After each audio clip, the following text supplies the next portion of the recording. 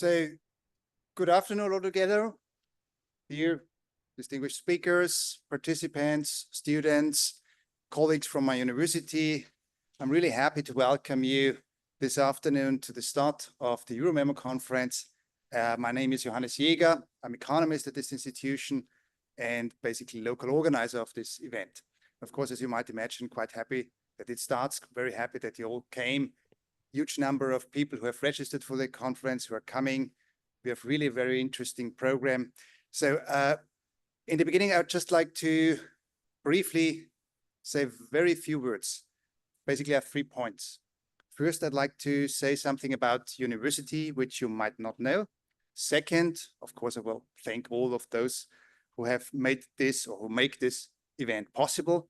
And third, very few words on the EuroMemo conference, but Marika and Magnus will, of course, say much more about this than later. So on the first point, this university provides quite many different interesting study programs that deal with the European Union, with European economic developments. Among other things, we also have a master program now, which precisely deals with the question of European economic policy, which is now in its second year. Many of our programs are taught in English, or partially in English, some also in German. So I think it's interesting to know.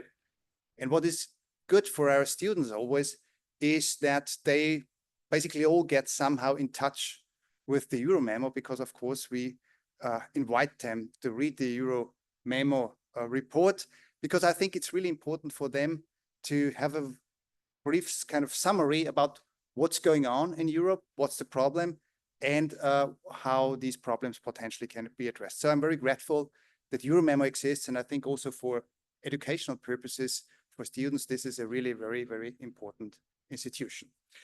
On the second point, so thanking to people. As you see, this is really very well organized and very well funded. And I'm really grateful to the managing director of this university, Ms. Eva Schissel, who basically was very generous in providing all the funds needed for hosting the conference here. And you see, it's very nice. You will see we will have a great wine reception in the evening today. There's, of course, coffee and so on and so forth, and all the other things also seem to work very well. And of course, I'd like to thank to all those who really do the work on the ground, and above all, Katharina Becker, who is there at the back. So thank you very much.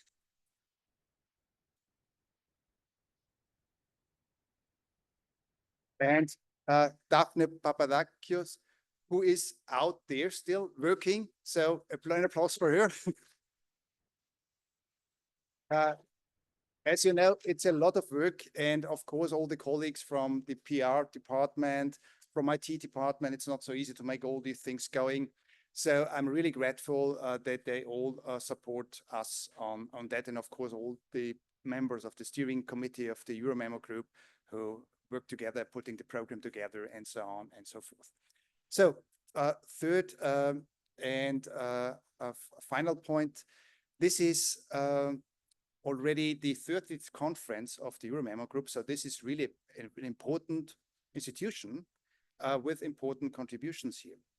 And the theme of this year's conference, which is on Europe and the world, beyond the polycrisis, possible futures. I think this is a very kind of typical theme for a EuroMemo conference, because basically we address the multiple crises that we see in the world. We look at the world, or try to look at the world, not from a Eurocentric perspective, but try to have a global view on what's going on in Europe. And of course, this is not just limited to the analysis of problems, but we also try to find possible solutions or way of dealing